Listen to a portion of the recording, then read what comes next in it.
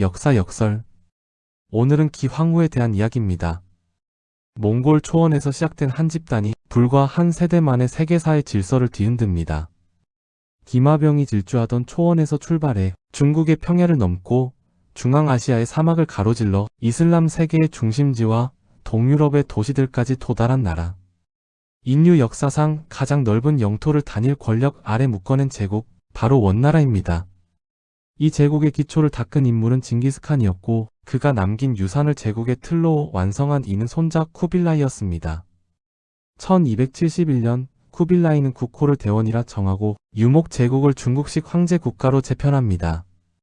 14세기 초의 세계 지도를 펼쳐보면 그 위세는 숫자로도 색칠된 면적으로도 압도적입니다. 동쪽 끝 고려에서 시작해 오늘날의 아프가니스탄과 인도 북부, 이슬람 세계 핵심지 이라크, 그리고 동유럽의 모스크바 인근까지. 이 거대한 공간은 단순한 영토가 아니라 언어와 종교, 문화와 정치 체계가 전혀 다른 세계들이 하나의 권력 아래 편입된 그야말로 세계 제국이었습니다. 그리고 바로 이 제국의 정점, 황제의 곁에 서 있던 황후의 자리에 뜻밖의 이름 하나가 등장합니다. 그녀는 몽골 여인도 한족 귀족도 아니었습니다. 원나라가 정복한 수많은 지역 중 가장 오랫동안 저항했고 가장 깊은 상처를 남긴 나라, 고려 출신의 여인이었습니다. 고려에서 태어나 원나라로 끌려가 마침내 대원제국의 황후가 된 인물. 그 여인이 바로 기황후입니다. 이 사실 하나만으로도 이미 질문은 시작됩니다. 어떻게 고려 여인이, 그것도 철저한 신분 질서와 민족 위계를 가진 몽골 제국에서 황후의 자리에 오를 수 있었을까? 더 나아가 그녀는 단지 황제의 배우자에 머문 것이 아니었습니다. 기록에 따르면 그녀는 황제에 버금가는 영향력을 행사하며 국정 전반에 깊숙이 개입했고 원나라 말기 권력의 중심에 서 있던 인물이었습니다. 중국 역사 전체를 통틀어 보더라도 외래 출신의 황후가 이처럼 오랜 기간 실권을 쥔 사례는 결코 흔하지 않습니다. 그래서 기황후는 오래도록 논쟁의 대상이 되어 왔습니다. 고려인에게는 굴욕의 시대를 상징하는 이름으로, 중국 사서에는 권력욕 강한 황후로, 또 어떤 기록에서는 혼란한 제국을 떠받치려 했던 정치가로 등장합니다. 그러나 분명한 사실 하나는 기황후의 삶은 개인의 능력만으로 설명될 수 없다는 점입니다.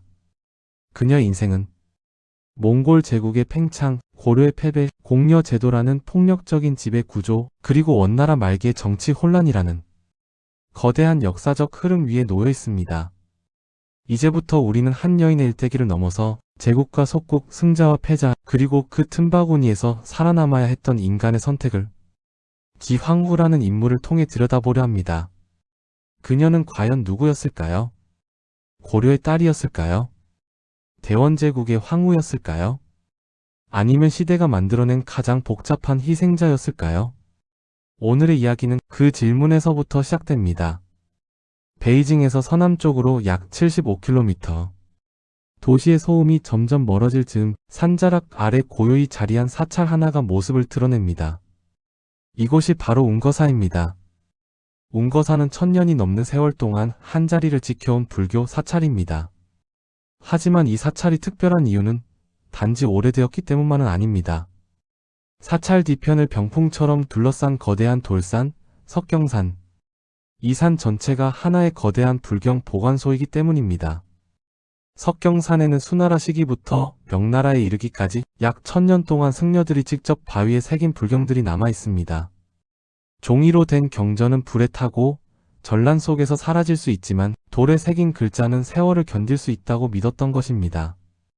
승려들은 경전을 한자 한자 바위에 새겼고 그 석경들을 동굴 안에 보관했습니다. 지금까지 확인된 석경 동굴만 해도 7곳이 넘습니다. 그중 일반인에게 공개된 곳이 바로 화엄당입니다. 화엄당의 내부로 들어서면 사방의 벽을 가득 메운 석판들이 시야를 압도합니다. 화엄경, 법화경, 금강경. 동아시아 대승불교의 핵심 경전들이 돌이라는 가장 무거운 매체에 새겨져 있습니다. 이곳의 석경들은 특히 의미가 깊습니다. 석경산 전체를 통틀어 가장 이른 시기에 조성된 불경들이기 때문입니다. 1000년이 넘는 세월 동안 바람과 비를 맞으며 깨지고 보수되고 다시 보강된 흔적들이 그대로 남아 있습니다. 그런데 이 석판들 사이에서 낯설지 않은 두 글자가 발견됩니다. 고려. 그리고 그 아래에는 고려 승려의 이름이 새겨져 있습니다. 중국의 불교 유적 한가운데에서 왜 고려라는 나라 이름이 등장하는 것일까요? 이 질문은 자연스럽게 원나라 말기로 이어집니다. 원나라 말기 제국은 급속히 흔들리고 있었습니다. 전국 곳곳에서 반란이 일어났고 중앙의 통제력은 무너져 내렸습니다. 그 혼란 속에서 석경산 역시 크게 훼손됩니다. 오랜 세월 신성하게 보존되던 불경들이 깨지고 무너지자 이를 목격한 승려들은 깊은 충격을 받습니다. 그리고 결심합니다. 어떤 일이 있더라도 이 석경만큼은 다시 세워야 한다고. 그러나 문제는 자금이었습니다. 석경산의 보수는 개인이나 사찰 차원에서 감당할 수 있는 규모가 아니었습니다. 수많은 석판을 다시 다듬고 동굴을 보강하며 장기간 인력을 투입해야 하는 대공사였습니다. 이때 등장하는 존재가 있습니다. 바로 원나라 황실 내부의 막강한 재정 기반, 그리고 그 중심에 있던 인물입니다. 보수 기록을 담은 비문에는 자정원이라는 기관과 함께 백만량이라는 거액의 시주가 명확히 기록되어 있습니다. 이 자정원은 단순한 불교 후원 단체가 아니었습니다. 원나라 말기 황실 재정과 인사, 정치 자금까지 관장했던 핵심 조직, 그리고 그 배후에 있던 인물이 바로 기황후였습니다. 다시 말해 석경산 화엄당의 중수사업은 단순한 종교적 신앙 행위가 아니라 원나라 황실 권력의 흐름과 정확히 맞닿아 있었던 사건이었습니다. 고려 승려가 이 거대한 보수 사업에 참여할 수 있었던 이유도 여기에 있습니다. 기황후를 중심으로 한 고려 출신 인맥과 재정 네트워크, 그 연결고리 속에서 고려인의 이름은 중국 대륙 한복판의 돌에 새겨졌습니다. 천년의 시간을 견딘 석경산의 바위에는 단지 불경만이 남아있는 것이 아닙니다. 제국의 흥망과 속국 출신 인물들이 제국의 심장부로 스며들었던 흔적, 그리고 고려와 원나라가 얽혀있던 복잡한 관계가 조용히 그러나 분명하게 새겨져 있는 것입니다. 이 돌에 남은 고려라는 두 글자는 앞으로 이어질 이야기의 서막에 불과합니다. 석경산 화엄당의 보수 기록을 자세히 들여다보면 한 사찰의 중수 사업으로는 설명하기 어려운 숫자가 등장합니다. 무려 100만량. 그리고 그 거액을 시주한 기관으로 적혀있는 이름, 자정원입니다. 자정원은 단순한 불교 후원 단체가 아니었습니다. 이 조직은 기황후가 황후로 공식 책봉된 이후 자신의 정치적 입지를 공고히 하기 위해 구축한 재정과 인맥의 핵심 거점이었습니다. 원나라 말기 제국의 권력 구조는 겉으로는 황제를 정점으로 하고 있었지만 실제로는 황실 내부의 파벌과 환관, 재정기관들이 서로 얽혀 복잡한 힘의 균형을 이루고 있었습니다. 이 구조 속에서 황후가 독자적인 권력 기반을 갖지 못한다는 것은 곧 정치적 무력함을 의미했습니다. 기황후는 이 점을 정확히 이해하고 있었습니다. 그녀는 황후로 등극하자마자 고려 출신 인물들과 고려계 환관들을 중심으로 자정원을 장악합니다. 자정원은 황실의 재정을 관리하는 동시에 정치 자금을 조달하고 인재를 보호하며 기황후의 뜻을 관철시키는 실질적 도구가 됩니다. 불교 후원은 그 가운데에서도 중요한 역할을 했습니다. 원나라는 표면적으로는 몽골 제국이었지만 중국 통치를 정당화하기 위해 불교와 유교를 적극 활용했습니다. 기황후가 대규모 불교 사업을 후원한 것은 신앙심의 문제이기도 했지만 동시에 황실의 도덕성과 정통성을 과시하는 정치적 행위이기도 했습니다. 석경산 화엄당 보수에 투입된 100만량은 단지 돌과 경전을 위한 돈이 아니었습니다. 그것은 기황후가 나는 이 제국의 중심에서 자원을 움직일 수 있는 존재다. 라는 사실을 공개적으로 증명한 사건이었습니다. 이렇게 자정원은 종교, 재정, 인맥, 정치가 교차하는 지점에서 기황후를 떠받치는 가장 단단한 권력 기반으로 기능하게 됩니다. 그리고 이 권력의 출발점에는 아이러니하게도 가장 비극적인 시작이 놓여 있었습니다. 기황후의 삶은 처음부터 선택의 연속이 아니었습니다. 그 출발은 철저히 강요된 운명이었습니다. 몽골이 고려를 처음 침입한 것은 1231년. 이후 30여 년 동안 몽골은 무려 7차례에 걸쳐 고려를 공격합니다. 고려는 끝까지 항전했지만 결국 1259년 원나라에 굴복하며 부마국이 됩니다. 형식상으로는 왕실 간 혼인 관계를 맺은 동맹국이었지만 실제 관계는 명백한 종속이었습니다. 그리고 그 종속의 대가 가운데 가장 잔혹하고 치욕적인 요구가 바로 공녀였습니다. 공녀는 말 그대로 곡물로 바치는 여인입니다. 원나라는 고려에 지속적으로 어린 처녀들을 선발해 보내라고 요구했습니다. 이는 단순한 인력 징발이 아니라 고려 사회의 가장 약한 고리를 정면으로 겨냥한 지배 방식이었습니다. 기황후는 바로 이 공녀 제도의 희생자였습니다. 행주 기씨 집안의 막내딸로 태어난 그녀는 어린 나이에 가족과 고향을 떠나 말도 통하지 않는 대륙으로 끌려갑니다. 기록에 따르면 공녀로 끌려간 고려 여인들의 운명은 하나같지 않았습니다. 일부는 황실이나 궁중에 배치되어 시녀로 일했고 일부는 고위 관료나 장군의 첩이 되었습니다. 그러나 대다수는 기록조차 남지 않은 채 노역 현장이나 술집, 잠역의 공간으로 흩어졌습니다. 이들은 이름을 잃고 고향을 잃고 다시 돌아올 수 있는 길마저 잃었습니다. 고려사와 고려말 유학자들의 기록에는 공녀 징발을 피하기 위해 딸을 숨기고 혼인을 서두르고 심지어 머리를 깎아 승려로 만들거나 극단적인 선택을 하는 가족들의 모습이 반복해서 등장합니다. 그만큼 공녀는 개인의 문제가 아니라 사회 전체를 짓누른 공포였습니다. 기황후 역시 이 공포 속에서 원나라로 보내진 수많은 고려 여인 가운데 한 명이었습니다. 그녀가 훗날 대원제국의 황후가 될 것이라고 그 누구도 상상하지 못했던 시점이었습니다.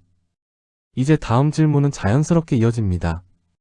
이렇게 끌려간 한 고려 여인은 어떻게 궁중의 수많은 여성들 사이에서 살아남아 황제의 곁으로 그리고 제국의 권력 중심으로 올라설 수 있었을까요? 그 대답은 원나라 궁중이라는 또 하나의 전쟁터 안에서 서서히 드러나게 됩니다. 고려사를 읽다 보면 유독 반복해서 등장하는 단어 하나가 눈에 들어옵니다. 동녀. 아직 자라지도 않은 어린 여자아이를 뜻하는 말입니다. 원나라는 고려의 여인을 요구할 때 성인 여자가 아니라 동녀를 조건으로 내세웠습니다. 아이일수록 순응하기 쉽고 저항할 힘이 없다는 것을 잘 알고 있었기 때문입니다. 이 요구는 곧 고려 사회 전체를 뒤흔듭니다. 아이를 낳는 순간부터 그 아이가 공녀로 뽑힐 수 있다는 공포가 시작됐습니다. 사람들은 출산 사실을 이웃에게 숨겼고 딸이 있다는 사실 자체를 감추려 했습니다. 혼인은 비정상적으로 서둘러졌습니다. 아직 나이조차 차지 않은 아이를 급히 혼인시키는 일이 흔해졌고 어떤 집안에서는 딸의 머리를 깎아 비구니로 만들어 버리기도 했습니다. 원나라의 눈에 여자아이로 보이지 않게 하기 위해서였습니다. 그럼에도 피할 수 없는 경우도 있었습니다. 공녀로 선발된다는 소식이 전해지는 순간 그 집안은 사실상 붕괴되었습니다. 고려 말의 유학자 이곡은 공녀 제도의 실상을 직접 목격하고 원 조정에 올린 상소문에서 이렇게 기록합니다. 아이가 태어나면 이웃에게조차 알리지 못하고 공녀로 뽑힌 집안에서는 밤낮으로 울음소리가 그치지 않았으며 우물에 몸을 던지는 사람, 목을 매달아 죽는 사람이 잇따랐다고. 심지어 피눈물을 너무 흘려 눈이 멀었다는 기록까지 등장합니다. 이 기록들은 과장이 아닙니다. 공녀는 외교 문서 속 한 줄의 요구가 아니라 고려 사회의 일상 자체를 파괴한 제도였습니다. 한 집안의 문제가 아니라 마을 전체가 공포에 잠겼고 나라 전체가 아이를 낳는 일을 두려워하게 되었습니다. 공녀 제도는 군사적 지배가 아니라 사람의 삶을 직접 파괴함으로써 이루어진 지배였습니다. 그리고 기황후는 이 제도의 한가운데에서 원나라로 끌려간 수많은 고려 여인 중 한 명이었습니다. 그렇다면 원나라는 왜 이토록 집요하게 고려 사람들을 요구했을까요? 몽골 제국은 철저한 민족 위계 사회였습니다. 몽골인이 최상층을 차지했고 그 아래 생목인, 그 다음이 고려인을 포함한 동방인, 그리고 최하층의 한족이 배치되었습니다. 몽골 귀족들은 군사와 최고 권력을 장악했지만 제국을 실제로 운영하는 능력에는 한계가 있었습니다. 광대한 영토를 다스리기 위해서는 문서 행정, 세금 징수, 재정 관리, 외교 문서 작성이 필요했기 때문입니다. 그러나 몽골 지배층은 한족을 신뢰하지 않았습니다. 한족은 수적으로 압도적이었고 정권에 참여할 경우 반란의 위험이 크다고 판단했습니다. 이 공백을 메운 존재가 바로 고려인이었습니다.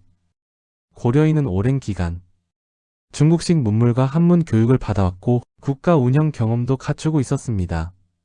몽골 입장에서는 너무 강하지도 너무 약하지도 않은 적당히 활용하기 좋은 집단이었습니다. 그래서 원나라는 고려 출신 관리와 환관을 적극적으로 등용했습니다.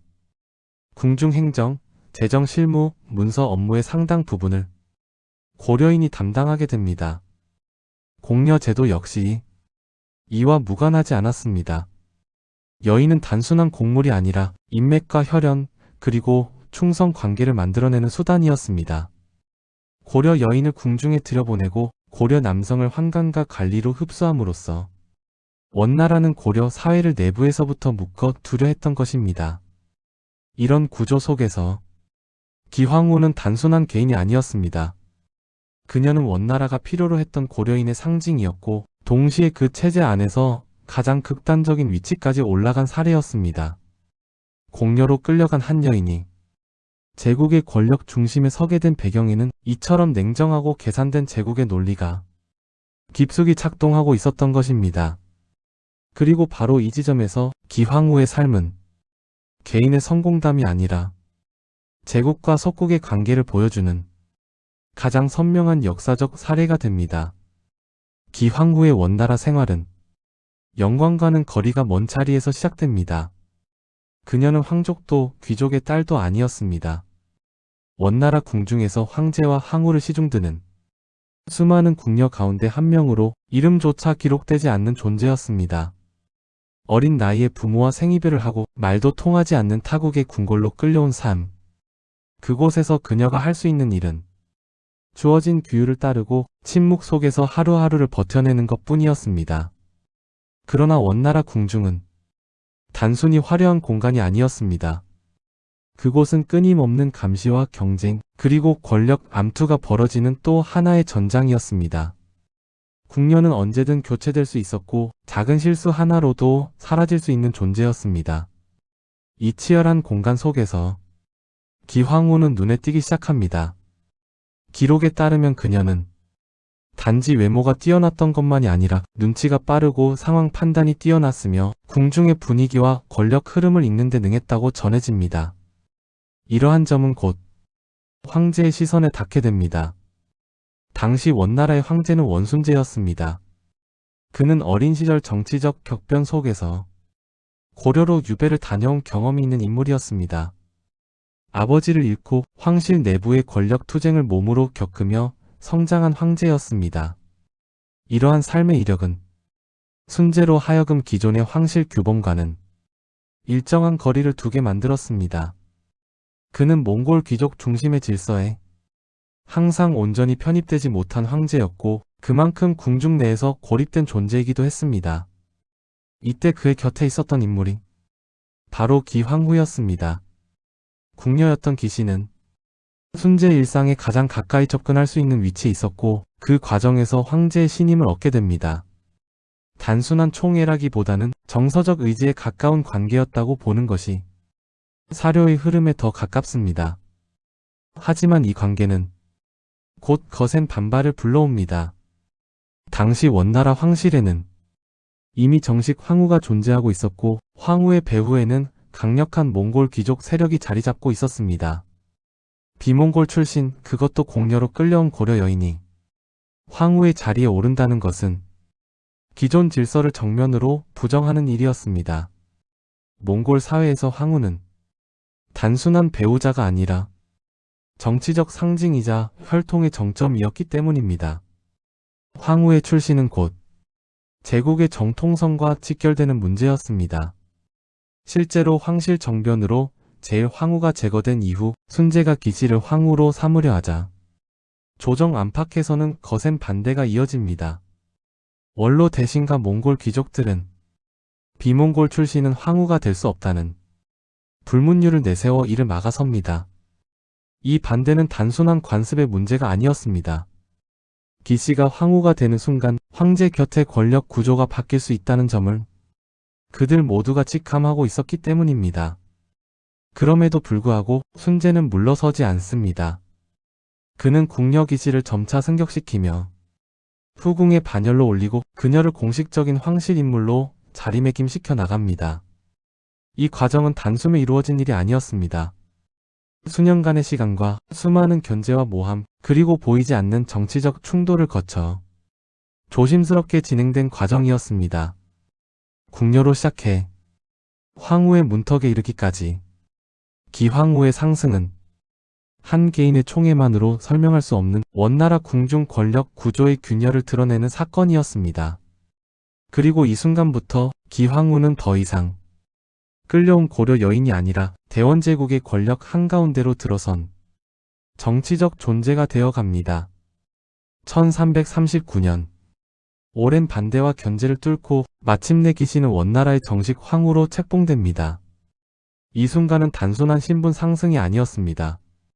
몽골 제국의 오랜 불문율, 즉 비몽골 출신 여인은 황후가 될 수 없다는 규칙이 공식적으로 깨진 역사적 사건이었습니다.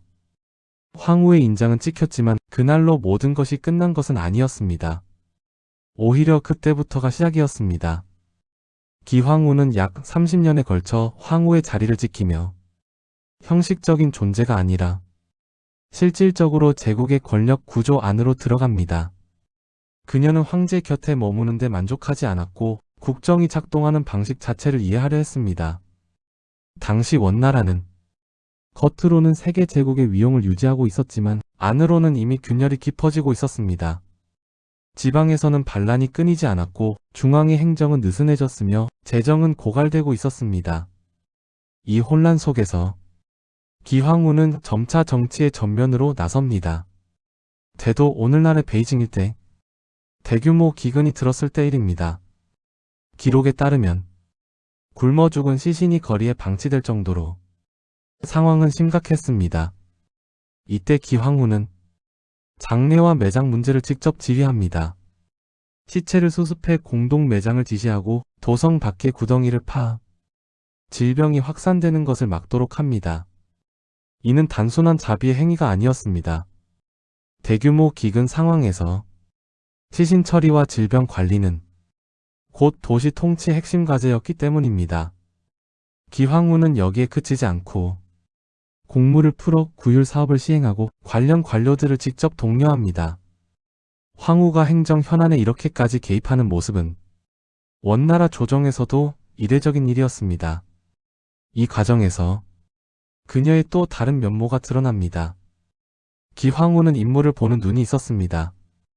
기록에 따르면 그녀는 단순히 가문이나 출신이 아니라 실무 능력과 충성도를 기준으로 관료들을 선별해 배치했습니다. 혼란한 시기일수록 사람이 중요하다는 사실을 그 누구보다도 잘 알고 있었던 것입니다. 이러한 인사 개입은 자연스럽게 권력의 이동을 불러왔습니다.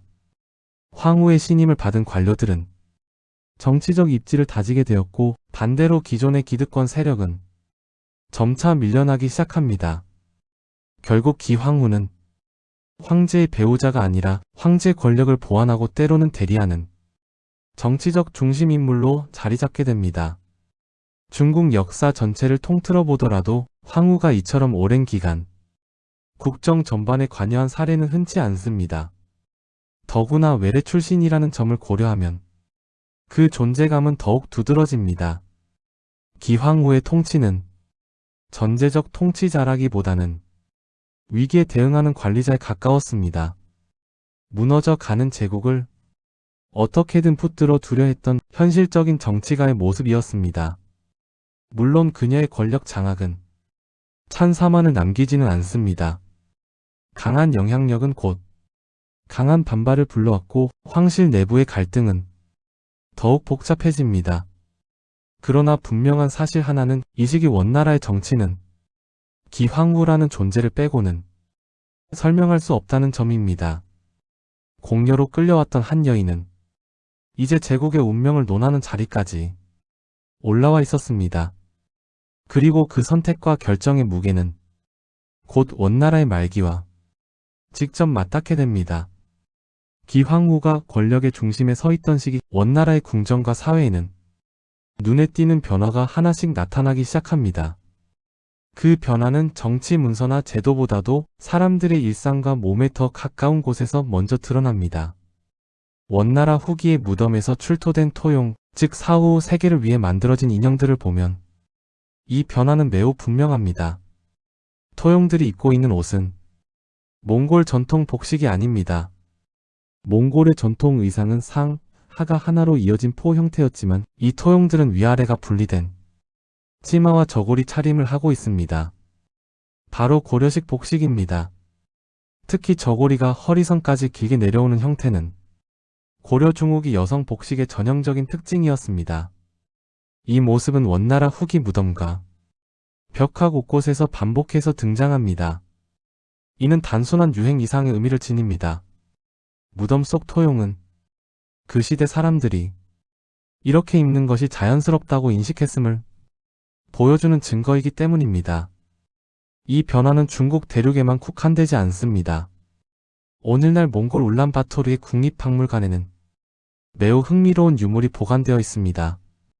겉모습만 보면 우리에게 익숙한 전통 인두와 거의 닮은 도구입니다. 몽골 유목 사회에는 원래 옷을 다려입는 문화가 거의 없었습니다. 가죽과 털옷 위주의 생활 환경에서는 다림질 자체가 필요하지 않았기 때문입니다. 그럼에도 불구하고 원나라 시기의 유물 가운데 이러한 도구가 등장한다는 사실은 외부 문화의 유입을 강하게 시사합니다. 그 출처는 어디일까요? 중국 사서와 원대 기록에서는 이러한 복식과 생활 양식을 분명히 하나의 이름으로 부릅니다. 바로 고려양입니다. 고려풍, 즉 고려식이라는 뜻입니다. 고려양은 복식에만 국한되지 않았습니다. 음식에서도 그 흔적이 발견됩니다. 밀가루를 반죽해 꼬아 튀겨내는 방식의 음식은 몽골의 전통 음식과도 닮아 있지만 제조 과정과 형태를 자세히 보면 고려의 육아와 매우 유사합니다. 원나라 기록에는 고려병, 고려가라는 표현이 등장하며 고려식 음식이 궁중과 상류층 사이에서 별미로 여겨졌다는 기록도 남아 있습니다. 음악과 의례에서도 마찬가지입니다. 고려의 악곡과 연주 방식이 원나라 궁정 음악에 영향을 미쳤고 궁중 연회와 의식에 고려 출신 악사들이 참여했다는 기록도 확인됩니다. 이 모든 변화의 배경에는 사람이 있었습니다. 수많은 고려 여인과 고려 남성들이 원나라로 건너가 궁중과 관청, 사찰과 시장, 그리고 일상의 공간 곳곳에 스며들었습니다. 그들은 단순한 피지배자가 아니라 제국을 실제로 움직이는 구성원이었습니다. 그들의 옷차림과 말투, 음식과 생활 방식은 자연스럽게 주변으로 퍼져나갔습니다. 그리고 그 흐름의 정점에는 기황후가 있었습니다. 황후의 취향은 곧 궁중의 표준이 되었고 궁중의 표준은 제국 전체로 확산되었습니다.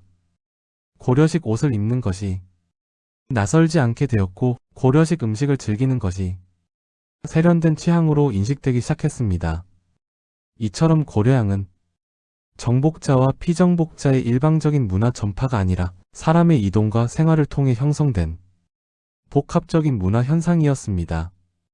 아이러니하게도 군사적으로는 패배했던 고려의 문화가 제국의 심장부에서 하나의 유행으로 자리 잡았던 것입니다. 그리고 이 문화적 확산은 기황후의 정치적 영향력이 단지 조정 안에만 머문 것이 아니라 원나라 사회 전체에 깊숙이 스며들어 있었음을 보여주는 가장 조용하지만 분명한 증거이기도 합니다. 기황후가 권력의 중심에 서 있던 그 시기 원나라는 이미 안에서부터 무너지고 있었습니다. 광대한 영토를 지탱하던 군사력과 행정력은 점차 느슨해졌고 지방에서는 세금 수탈과 기근에 대한 불만이 쌓여갔습니다. 그 불만은 결국 반란이라는 형태로 폭발합니다. 그 중에서도 가장 치명적이었던 것이 머리에 붉은 두건을 둘렀다고 해서 이름 붙여진 홍건적의 난이었습니다. 이 반란은 단순한 민란이 아니라 몽골 지배에 저항하던 한족 세력이 조직적으로 결집한 대규모 봉기였습니다. 홍건적의 세력은 황하 유역을 시작으로 강남 일대까지 빠르게 확산되었고 이 혼란 속에서 한 인물이 두각을 드러냅니다. 훗날 명나라를 세우는 주원장입니다. 주원장은 반란군의 일원에서 출발해 차례차례 세력을 확장하며 마침내 북경, 즉 대도를 향해 진군합니다. 이는 단순한 전투가 아니라 원나라라는 제국의 종말을 의미하는 신호였습니다. 이 소식이 대도에 전해졌을 때 황실은 더 이상 버틸 힘이 없었습니다. 황제 원순제와 기황후는 수도를 포기하는 결단을 내립니다. 그들은 황급히 궁정을 떠나 북쪽으로 몽골 초원을 향해 도피합니다. 한때 세계의 중심이었던 대도를 등지고 떠나는 이 장면은 대원제국이 더 이상 제국이 아님을 선언하는 순간이었습니다. 도피의 길은 길고 험난했습니다. 기록에 따르면 이 여정은 약 1년 6개월에 걸쳐 이어졌습니다. 상도와 초원지대를 거쳐 옛 몽골의 근거지로 향하는 동안 황실은 더 이상 제국의 주인이 아니라 패망한 왕조의 잔존 세력에 불과했습니다. 이 여정의 끝에서 원순제는 중요한 결정을 내립니다. 나라에 대한 모든 권한을 황태자에게 넘기고 자신은 정치의 전면에서 물러납니다. 그리고 얼마 지나지 않아 그는 그곳에서 생을 마감합니다. 그러나 여기서부터 기록은 갑자기 침묵하기 시작합니다. 황제의 죽음 이후 기황후의 행적에 대해서는 명확한 사료가 거의 남아있지 않습니다. 언제, 어디서, 어떤 모습으로 생을 마쳤는지조차 분명히 전해지지 않습니다. 일부 중국 기록에서는 그녀를 권력을 남용한 황후로 묘사하며 원나라 몰락의 책임을 황실 내부에 돌립니다. 명나라가 편찬한 사서일수록 이러한 평가는 더욱 부정적입니다. 패망한 왕조의 핵심 인물이었기 때문입니다. 고려 내부의 평가 역시 결코 호의적이지 않았습니다. 그 이후에는 기황후 개인의 행적뿐 아니라 그녀의 오빠 기철의 존재가 크게 작용합니다. 기철은 원나라 황후의 오빠라는 지위를 이용해 고려 정치에 깊숙이 개입했고 왕권을 위협할 정도의 권력을 휘두릅니다. 이로 인해 고려 사회에서는 기황후 일가에 대한 반감이 커졌고 그녀에 대한 평가 역시 자연스럽게 부정적인 방향으로 굳어집니다. 결국 기황후는 제국의 황후로서도 고려 출신 인물로서도 완전히 환영받지 못한 채 역사의 안개 속으로 사라집니다. 한때 세계를 지배하던 제국의 중심에 섰던 여인. 그러나 제국이 무너지는 순간 그 거대한 권력은 그녀를 지켜주지 못했습니다. 기황후의 말년은 영광도 복수도 아닌 침묵으로 남아있습니다. 그리고 그 침묵은 대원제국이라는 거대한 실험이 어떻게 끝났는지를 가장 상징적으로 보여주는 장면이기도 합니다. 제국은 사라졌고 황후의 이름만이 논쟁과 질문 속에 남았습니다. 기황후는 고려를 위해 일한 인물인가? 원나라의 황후로서 행동한 인물인가? 이 질문은 지금까지도 논쟁의 대상이다. 공여제도 축소, 입성론 폐지, 고려에 대한 직접 간섭 감소 등 긍정적인 결과도 있었지만 동시에 고려 왕이 계승에 개입하고 권력 남용의 그림자도 남겼다. 다만 분명한 사실은 기황후는 개인의 선택과는 무관하게 시대의 폭력 속에서 끌려가 그 안에서 살아남아 최고 권력의 자리에 오른 인물이라는 점이다. 기황후는 자랑스럽기만 한 인물도 단순한 악인도 아니다.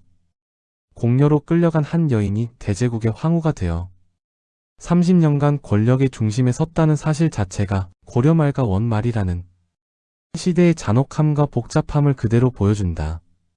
우리가 기황후를 다시 바라봐야 하는 이유는 영광의 역사뿐 아니라 부끄럽고 고통스러운 역사 속에서도 분명한 교훈이 존재하기 때문이다.